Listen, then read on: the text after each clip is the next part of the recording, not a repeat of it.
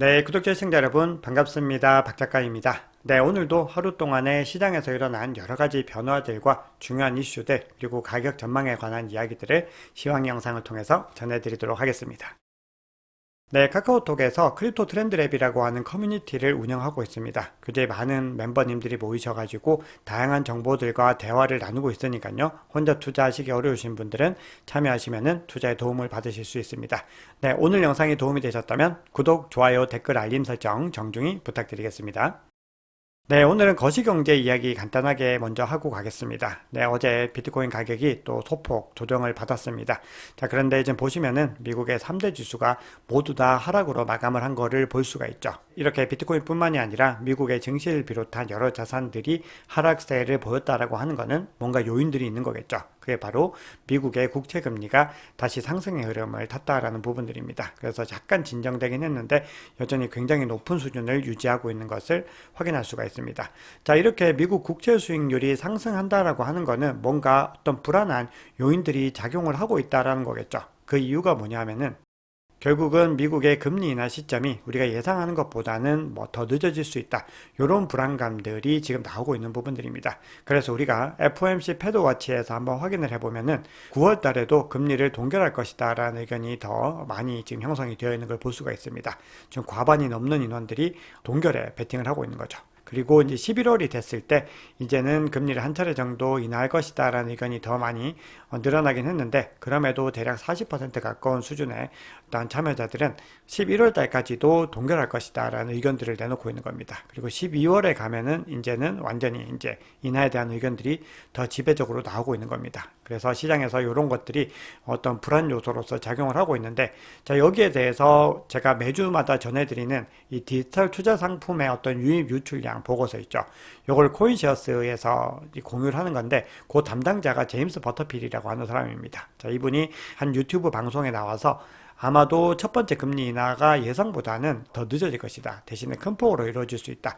이렇게 주장을 하고 있습니다. 그래서 전체적으로 기관들도 금리 인하가 좀 빠르게 이루어지기는 어렵다. 이런 전망들을 내놓는 기관들이 많이 나오고 있습니다. 네, 그럼에도 불구하고 시장에는 정말 좋은 호재들이 여전히 많이 남아 있는데요. 지금 아직까지 반감 교과도 제대로 이제 시장에 반영되지 않은 데다가 이더리움 현물 ETF가 7월 출시가 예상된다. 즉 S1이 이때 정도 승인이 될 것이다. 또 이렇게 예측을 하고 있습니다. 그리고 이것이 시장을 전반적으로 끌어올릴 수 있을 것이다 라는 건데요. 네, 그런 가운데 굉장히 고무적인 소식이 전해졌습니다. 드디어 블랙락이 S1 양식서를 업데이트를 했다라는 거죠. 자, 지금까지의 상황들을 보면은 비트코인 현물 ETF도 그렇고 정말 아무도 될 거라고 예상 못했던 이더리움 현물 ETF도 결국은 블랙락이 나서니까 다 된다. 야, 요런 공식들이 지금 형성이 되고 있죠. 그런 상황에서 지금 블랙락이 S1 양식서를 업데이트를 했기 때문에 어떻게 보면은 기간들이 우리가 예상하는 것보다도 더 짧아질 수 있겠다는 생각이 듭니다. 그래서 지금 현재 블랙락과 SEC가 최종 승인을 놓고서 이제 본격적인 협상에 들어갔다. 이렇게 볼 수가 있죠. 네, 그런데 지금 블랙락이 암호화폐에 이렇게 진심을 다하는 이유를 생각을 해보면은 돈이 되기 때문이죠. 근데 이게 얼마나 많이 돈이 되는 것인가? 요걸 한번 확인을 해보면은 정말 그 성과가 사실 뭐 약간 판타지에 가까운 수준이다라는 생각을 하게 됩니다. 이건 우리가 암호화폐 투자를 하고 있기 때문에 그렇게 생각하는 것이 아니라 전체적인 어떤 통계 수치에서도 지금까지 세상에 존재했던 모든 ETF 중에서도 압도적인 성과를 내고 있습니다. 제가 금과는 비교를 해드렸었는데 금은 뭐 전혀 비교가 안 되는 어떤 퍼포먼스를 냈죠. 그러니까 비트코인 ETF는 금 ETF와는 어떤 성과적인 측면에서 확연한 차이가 나고 있는데 지금까지 출시된 모든 ETF 중에서 출시된 지 1000일 이내에 AUM, 그러니까 운용자산 규모가 200억 달러를 넘어섰던 ETF는 역사상 JP모건에서 출시한 JEPI라고 하는 요 상품밖에 없다고 합니다. 한화로는 대략 27조 원이 넘는 금액이죠. 근데 이거를 이제 JEPI는 985일에 걸쳐서 이거를 달성을 했는데 블랙록의 IBIT는 고작 137일 만에 이걸 달성해낸 겁니다. 이게 얼마나 단기간에 엄청나게 자본을 끌어당겨서 이 운용자산 규모를 늘렸는지 알 수가 있는 거죠. 역사상 압도적으로 최고 기록이라는 겁니다.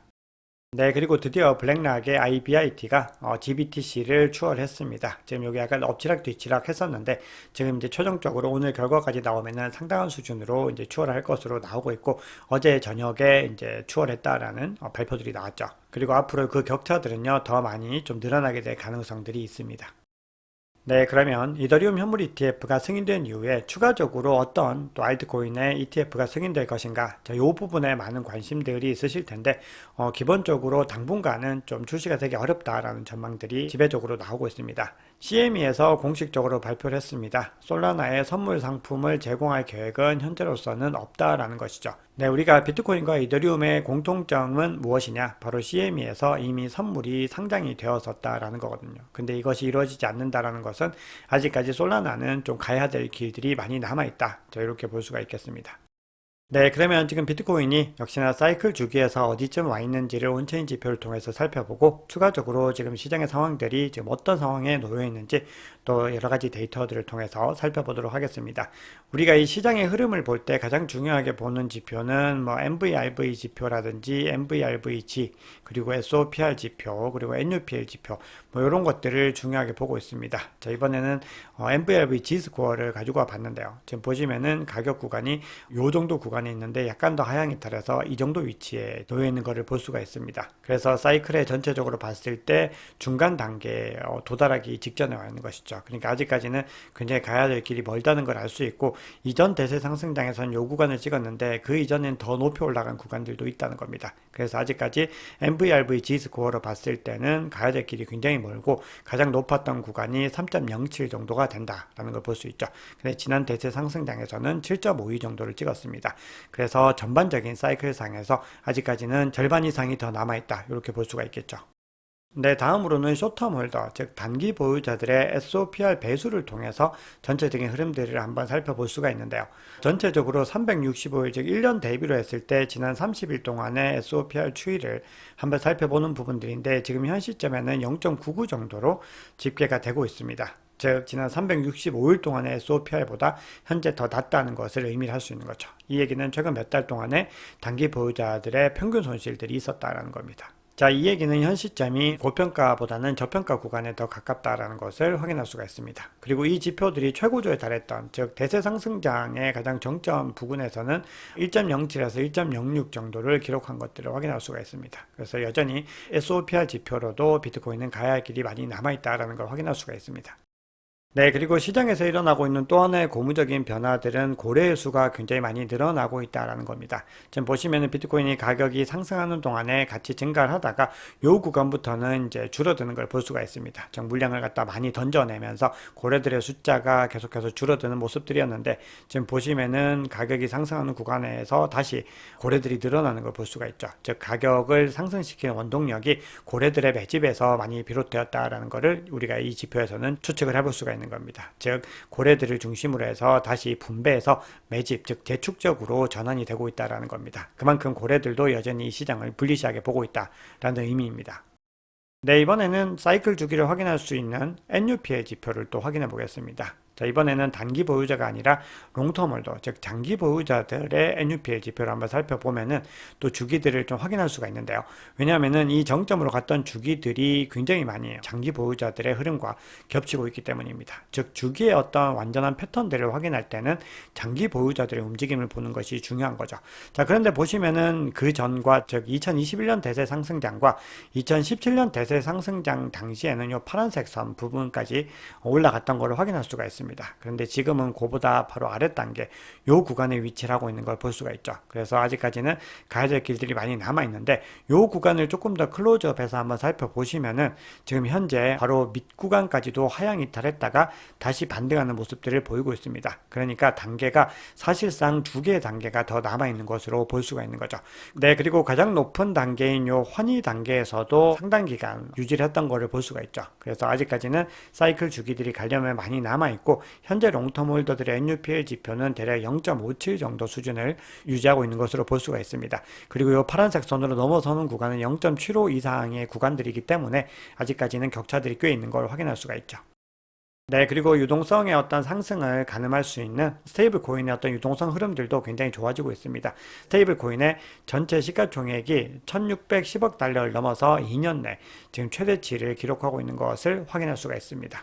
네, 그런데 이렇게 스테이블 코인의 시가총액이 늘어나고 있는데 지금 현재 오히려 스테이블 코인의 도미넌스는 소폭 하락한 모습들을 보이고 있습니다. 이 얘기는 중요한 암호화폐들, 즉 비트코인과 이더리움 같은 주요 암호화폐들의 가격이 회복되고 있다는 걸 의미합니다. 그래서 전체적인 사이클 주기에서 스테이블 코인과 그리고 이더리움과 비트코인이 세 가지의 흐름을 동시에 살펴봐야 되는데 전체적으로 어떤 흐름들이 상승의 어떤 추세들을 견인할 수 있는 흐름들을 보여주고 있다는 겁니다.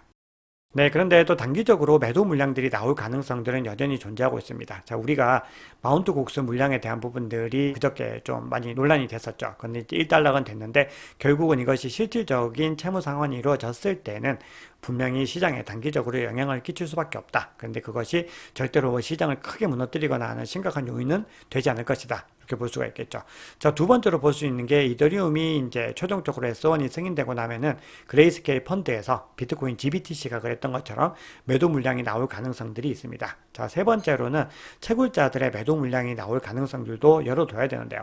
그동안에 이제 채굴자들이 굉장히 매도할 물량들은 다 많이 매도를 하고 진정세로 전환을 했는데 지금 비트코인 해시레이트가 반감기 이후에 많이 하락을 했다가 다시 역사상 최고점을 찍으면서 지금 상승을 하고 있습니다. 이 얘기는 지금 본인들의 어떤 채산성이 맞지 않는 상황에서 해시레이트가 높아지면서 이 채굴의 어떤 경쟁들이 더 심화되는 걸 의미하겠죠. 그래서 지금 현 시점에서 이미 운영 비용이 많이 높아져 있기 때문에 채굴자들이 보유하고 있는 비트코인을 또 추가적으로 매도할 가능성도 있는 겁니다.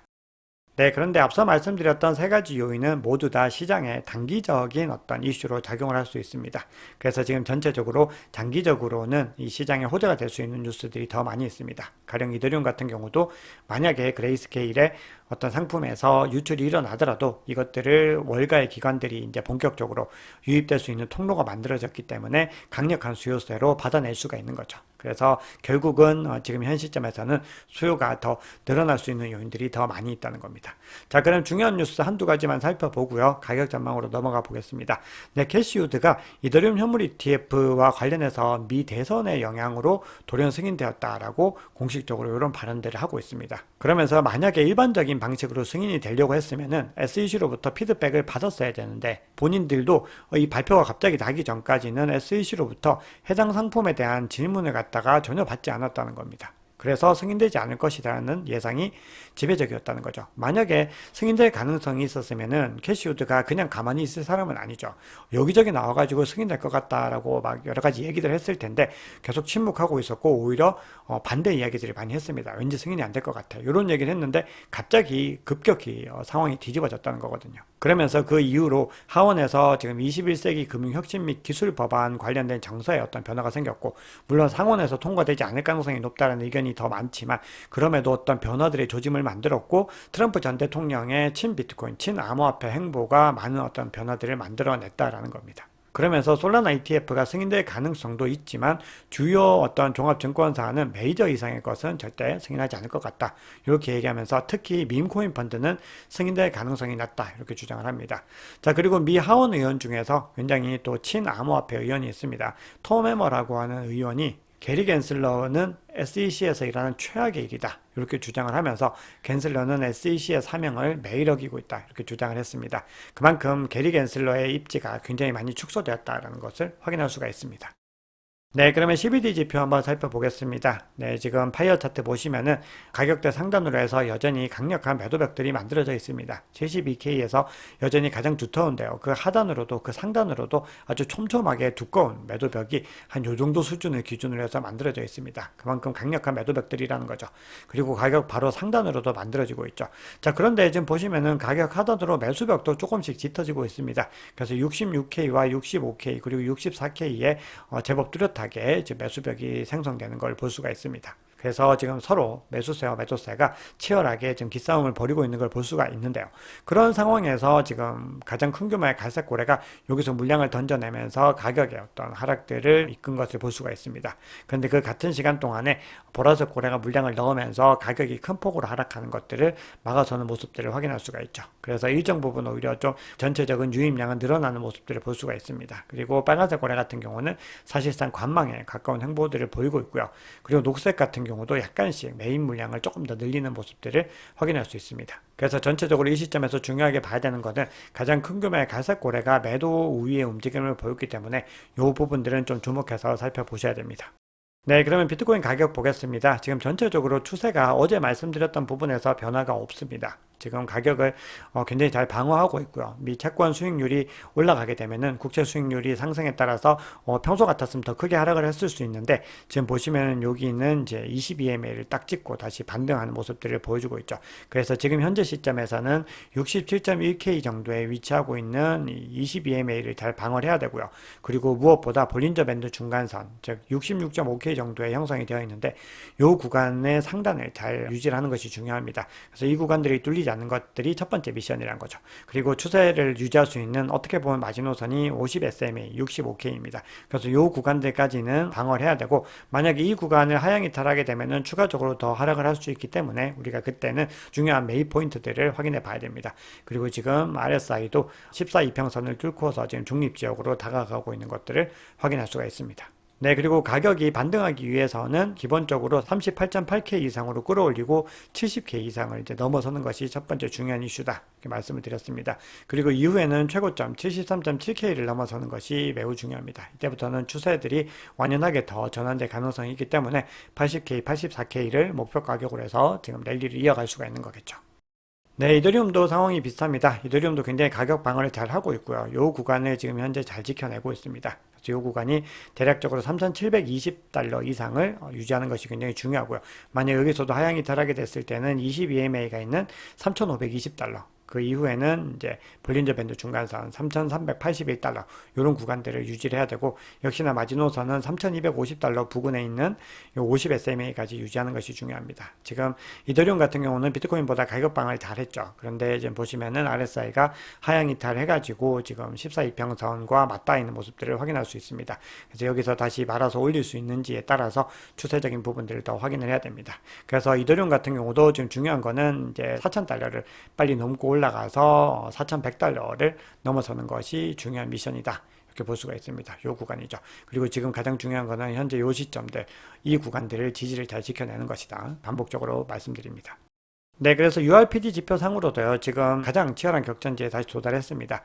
지금 원래는 66.2K에 가장 높았는데, 지금 더 높은 구간들이 만들어지고 있습니다. 계속해서 치열한 격전을 벌이고 있다라는 것이고, 이 구간들을 이제 넘어서면서 이 구간을 이제 굉장히 잘 다져 놓으면은 향후에 더 크게 상승할 수 있는 지지 구간을 만드는 것이다. 라고 지난 영상에서도 말씀을 드렸습니다. 그래서 이 구간을 잘 넘어설 수 있는지 한번 지켜보셔야 되고요. 그리고 바로 상단에도 높은 수준으로 유지하고 있기 때문에 지금 단기적으로 특별한 어떤 소스가 나오지 않으면은 지지부진한 구간들을 요 구간에서 요 구간들 사이로 좀 왔다 갔다 할 가능성들도 염두에 둬야 됩니다. 네, 오늘 준비한 얘기는 여기까지입니다. 여러분 오늘 영상이 도움이 되셨다면 구독, 좋아요, 댓글 알림 설정 정중히 부탁드리겠습니다. 지금까지 박 작가였습니다.